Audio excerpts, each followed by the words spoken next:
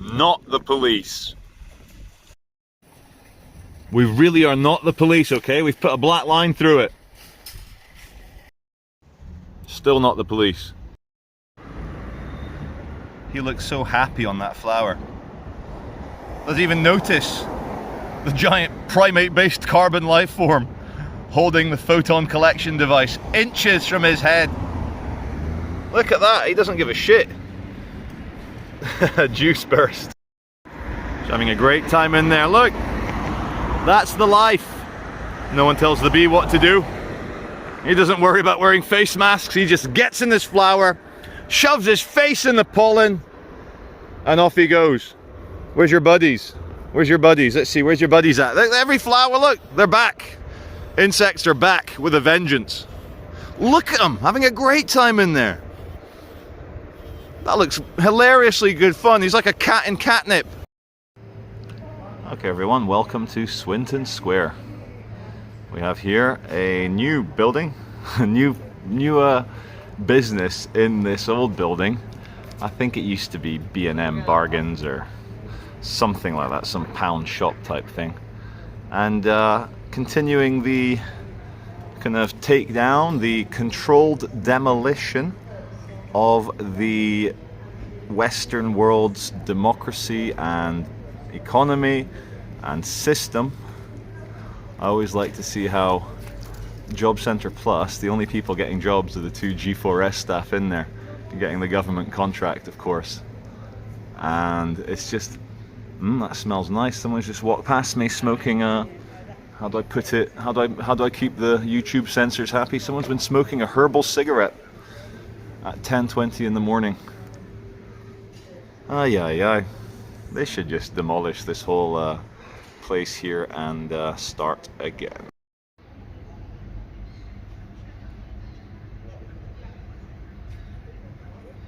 It says here, appointments only. This is the new COVID. You can't go in and just say, I need a job, help me find a job. And my favorite one, of course, this is like red to a bull. Just shake that red flag at me. We're still in the early days of vaping, where it's all tropical, tutti frutti, bright neon colors, weird little mascots, graphic designs of cartoons, obviously meant to appeal to younger people, i.e. children. This is the world we have in, you know, this is the world we live in. Okay,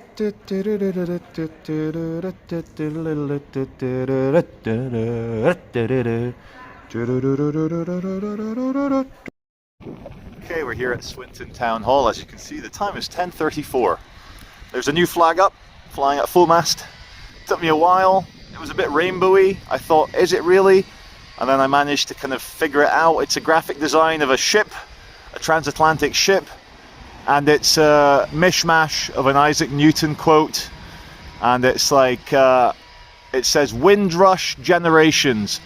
We are standing on their shoulders. Now, that's a bastardization of the Isaac Newton quote that says, if I have seen further than my fellow men, it's because I have stood on the shoulders of giants. It's a very humble quote. Isaac Newton was a very committed Christian. Anyway, Armed Forces Day is coming. If you remember my video, Everything is OK 5, I covered that one down in London. They were showing toddlers how to fire the general purpose machine gun, the 7.62mm belt-fed, 600 rounds per minute machine gun. I also saw children learning how to fire mortars, and also how to play with, take the magazine out, of the standard assault rifle of the British forces, the Heckler & Koch repaired SA-80 Mark II.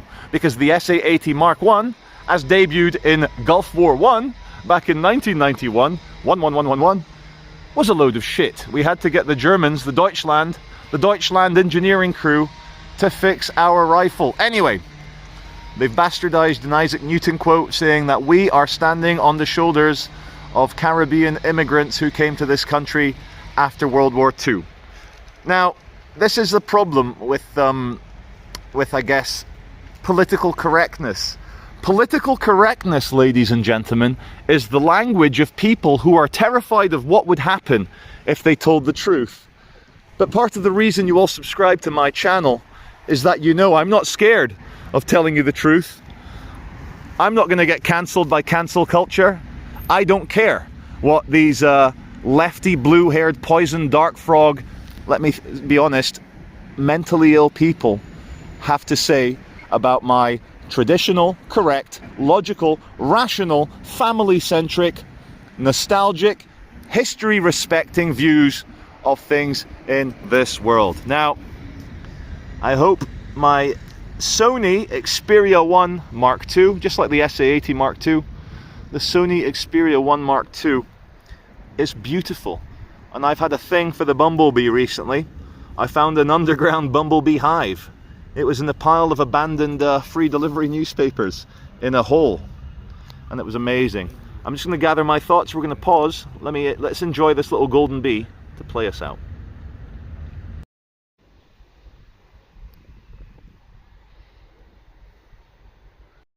As I was saying, at the windrush flag, it's the paraphrasing of the Isaac Newton quote saying that we are standing on the shoulders of the windrush generation. Now, I like everyone to be treated with dignity and respect, but what I don't like is this PC-led exaltation of certain groups of people from around the world, the deification like they're demigods, like they're mythological creatures.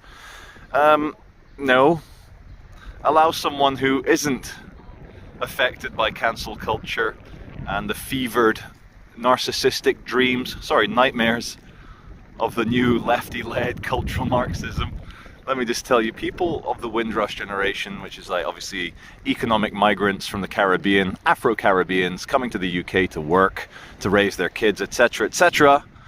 Guess what, sunshine? They're just like everyone else. They're not giants. They didn't build this country.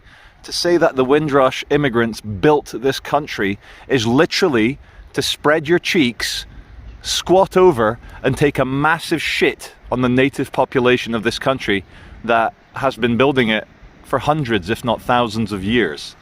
Look, everyone is equally important in the universe, yeah? We all have human rights. If a Windrushian, or you, or him, or that blue person, that green person, that Jewish guy, that Chinese guy gets arrested, everyone is treated the same with the same rights, okay? So let's stop with this exaltation. People are people. So I was reviewing my video from yesterday, the dirty biohazard peasants, and someone very accurately commented, "This is rambling nonsense." And I responded, yes. But I just wanted to make sure that it was clear. I was saying how the state, the system, the arseholes often don't kill people because it's better for them to own people, to get people to give in, to get people to fall on their knees. Knees, guys. And so then I went on in this example of like people with star quality, good or bad. Some stars blow up and hurt the bloody environment around them. Adolf, Fidel, there's others, but those are two important ones that did treasonous things against their governments at the time, and the governments were like, well, just put them in jail. What's the worst that could happen? Well, history happened. Come on, Stumpy, it's okay. They'll cancel the coronavirus legislation in 2 weeks. Just 2 weeks. 2 weeks will flatten the curve. Don't believe me? Alright, if you're around Greater Manchester, you've noticed these badass, quite tropical looking beetles. They were having an orgy a second ago. They were all wrapped up in one big ball of sex a minute ago. But I've seen things like this in Africa and Brazil. These are quite hardy beetles, not your average little European beetle. These are badass beetles from somewhere quite tropical. Anyone else notice them? Never seen them before, but this summer they're here. Fly away! Yes, they did. Bumblebees are most definitely back. You guys noticing? It's another Sequoia Californian redwood. Quite young, maybe 150 or so, from Victorian times. They love it. They love a bit of exotic treeage. Try and find you my Victoria Park video. But we come across here, something a little bit more traditional British European. we have your classic oak. Oak.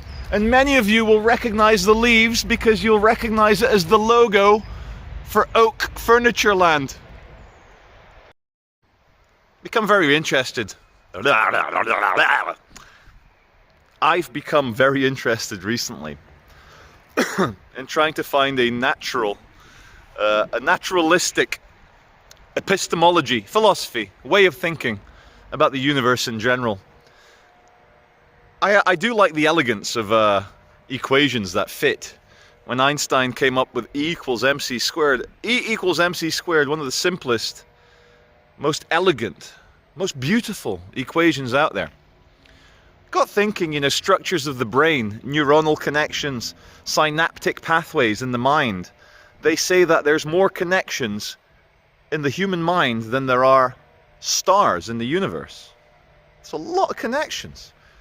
Like, if you take every single grain of sand from every single sand dune of every single desert and add it to every single grain of sand of every single beach everywhere in the world, that's still not enough synaptic connections that you have in your mind.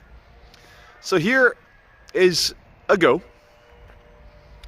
We are conscious because it's the universe folded in on itself, as above so below, it's holographic. The internal mind is merely a meat puppet projection of the universe out there. There's no woo-woo, there's no gods, there's no spirits. It's just eternity playing out. It's a paradox, existence versus non-existence, which is trying to resolve itself. It's a closed system. There's nothing outside the universe. Many, many physicists and quantum scientists, or scientists and quantum physicists, have kind of agreed with Terence McKenna, his idea of a transcendental object at the end of time.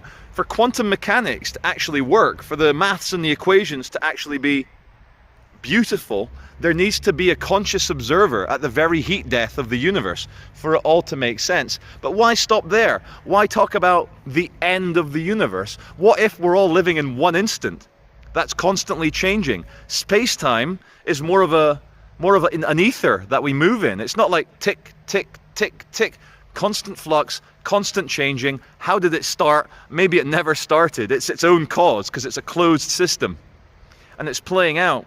Let's try and move away from the old Abrahamic views of angry God, God with a personality, a jealous God, an envious God, a God that murders his own kids, except Noah, because Noah was nice.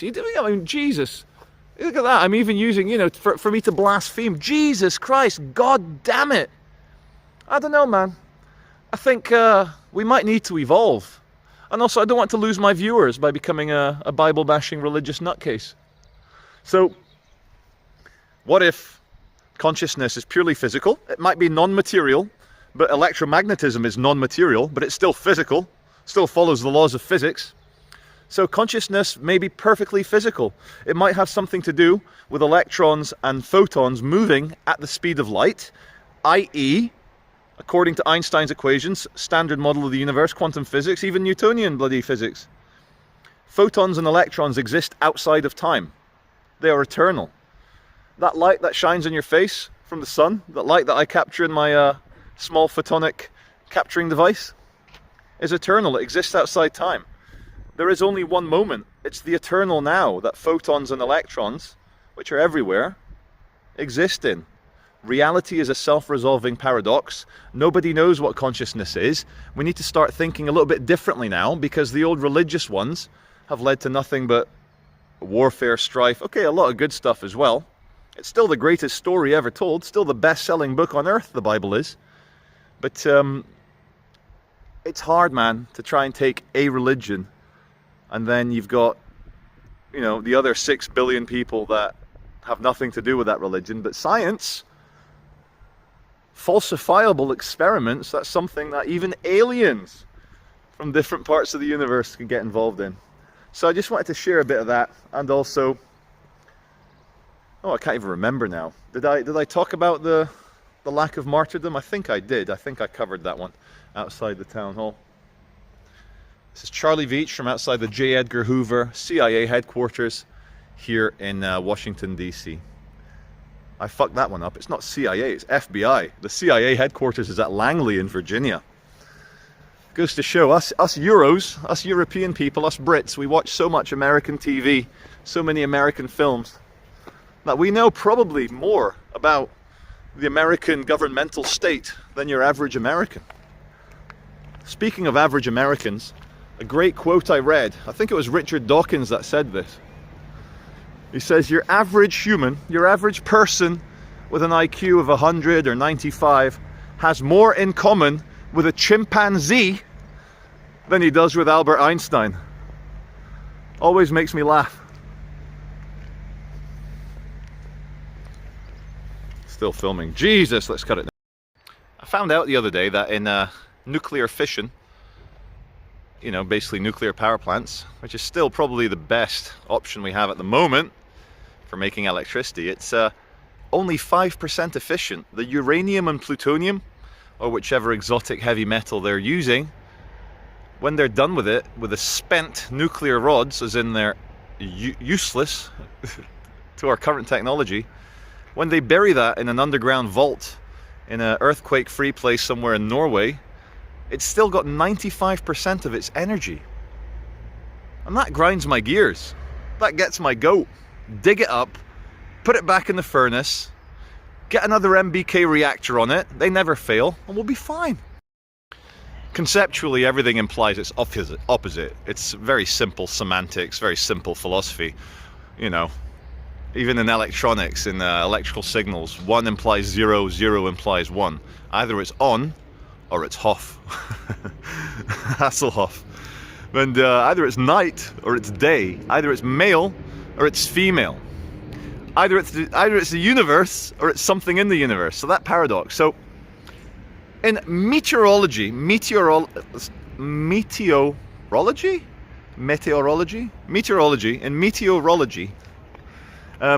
cold fronts mixing with warm fronts, often at a diagonal angle, often at different air pressures and at different speeds. If you rub two hands, I can't do it because I'm holding a camera, but get 2 pieces of wood, or just rub your hands together, the wood will spin. If you got a little twig in between your hands, the wood will spin. So this is a cold front, and this way is the warm front, and the air spins, and that's how you get hurricanes. That's how you get tornadoes more locally. That's how you get dust devils, you know, often with pressure as well. When the water goes down the plug hole, it starts spinning, because that's just efficiency, and also the world is spinning, and it all gets going. The reason I raise this is that the universe implies conception of the universe, because otherwise there needs to be a conscious observer, otherwise the concept of the universe couldn't paradoxically exist. It's the grandfather dilemma all over again. So my naturalistic physical theory of consciousness is electrons and photons being eternal, rubbing against the anti-photons and anti-electrons, or dark matter, creates little vortexes, much like a cold front rubbing against a warm front with different air pressures. And we are the little vortexes. We are representatives of the universe out there in a very simple, fractal, holographic way. And knowing this, but never having the science, never having the standard model, never having Einstein behind them, our ancients felt something very strange in here, very strange in here, very strange feelings, very strange noticings, like, whoa, whoa. And so they came up with, obviously, creation myths, religions, beautiful stories, and they're still fighting to this day. Look, I love my Christian preachers. I love Sonny, I forget his surname, exciting surname, Sonny the milkshake. Sonny Shoker is his name. He's the Geordie guy, wears a GoPro, goes out preaching. And I've watched him many times, and he truly believes in the souls of the people that he preaches to. And they often hate him because he tells them the truth. Just last Saturday, a lot of bad energy, a lot of angry, rainbow-coloured poison dart frogs having a go at him for telling them the truth. I'll always love Christianity. I'll always respect my Catholic baptism I'll always respect my elderly relatives in Brazil who really believe in Catholicism. But for me, I think maybe I've gone too far. I've peaked too often beyond. I've philosophized too deeply. And I've seen that the flavor of Christianity is that. It's a beautiful flavor of reality. And it has its place. And I think it's very important. And I think an antidote to nihilism, self-hatred, narcissism, self-harm is definitely Christianity. Because when you understand and feel the story of Jesus Christ and how it was written, the poetry of it, it can move you. And Sonny, he's very humble. Sonny talks about his past. I don't want to press because I don't want to be rude, but I think Sonny had some big problems, much like we all do. And Jesus Christ fixed them for him. So now he pays it forward. He holds the Bible, talks about Jesus, talks about God, talks about love, talks about redemption, talks about resurrection, and he goes for it. But here on the Charlie Veitch channel, we're going to respect and nod our great Western civilization's theological tradition. But we're going to go far out, man. We're going to see how far out we can actually go with this philosophy. I love a sigh at the end of things. This is Charlie Veitch from the ambulance station in Swinton on a very sunny Tuesday, June the 22nd. Days are going to get shorter now. Love you all. Okay, here in Swinton there's a lot of abandoned shit. It's just abandoned shit. Well, I mean, what's it even covering? And it was from Bridgewater Security.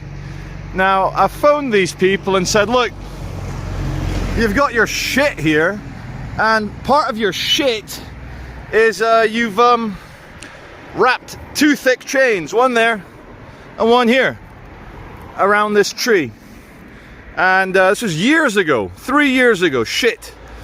And it started to constrict the tree. It started to fuck the tree up. Really fuck the tree up.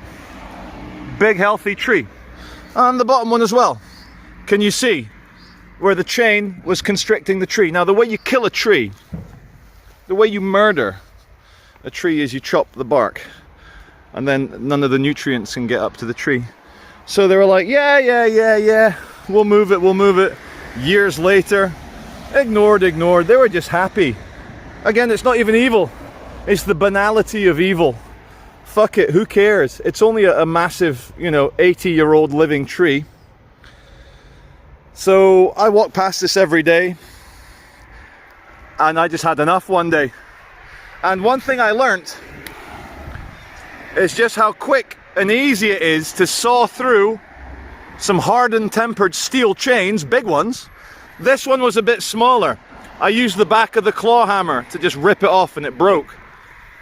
This was a heavy duty chain and I used a hacksaw, and 5 minutes later, boom, I'd saved the tree. I'm not telling you guys this because wow, look at me, look what I did. I'm just telling you I have a... Oh God, that's Isaac. He left this Pikachu here yesterday. We were here looking for beetles. I'm just telling you, I have a thing in my mind that things play out when they don't have to. Like if I see an abandoned bird, I've raised 3 birds that have fallen out of their nests. One was a Saudi Arabian bulbul, one was a Qatari rock dove, and one was a London sewer pigeon. All babies. All tiny little birds, and I just can't fucking leave it as it is. I have to get involved. I watched a film called The Father. It stars Anthony Hopkins as the father. His daughter is played by Olivia Colman, very good British actress. Anthony Hopkins, of course, played Hannibal Lecter, Silence of the Lambs. Fantastic actor, Welshman. He won Best Actor for his portrayal of the father at the age of 83, oldest man to ever win the Oscar. And it upset the woke Academy Awards because he's a blue-eyed white man. How dare he win? But when you watch The Father, you'll understand why he won Best Oscar. Best Actor Oscar. And to not do an independent movie review, just to slam it into this video. The Father is one of those archetypal movies which is fiction, which is actually more true than reality itself. Art can sometimes do that. We sometimes need to use art to tell a metaphysical story that is truer than what is true. To wrap it up in a nutshell, The Father is a very poignant and empathetic look at someone's degenerative mental collapse into full-blown dementia, and how it affects the people that love them, and how it affects them from a very subjective point of view. The director, the writer, the lighting people, the cameraman, they're all geniuses. Every once in a while, the stars will align and a perfect archetype movie is made. It's a perfect masterpiece. Perfect as in 10 out of 10. Perfect as in it's a platonic ideal of a movie. 10 out of 10 out of the performance. You can't tell they're acting. You forget it's a movie until you see the beautiful cinematography. It's a simple film with like 7 actors in it. And it's an order of magnitude above other films I've seen. It's easily in my top 3, if not my favorite movie of all time now. The Father, starring Anthony Hopkins and Olivia Colman. It blew my balls back into my gut. It was at once the most hopeful, most beautiful, and most devastating film I've ever seen. And there are many hidden messages in the film. There's a lot of stunning cinematography that tells its own message. And if you ever wanted to know what having dementia is like from an internal subjective viewpoint, watch The Father. And Anthony Hopkins will never view my video because I'm a fucking nobody on YouTube and he's a massive megastar. But Anthony, for your portrayal, I don't often do this, but let me bow like the Japanese bow as a sign of respect, because you, sir, deserve the whole world to bow.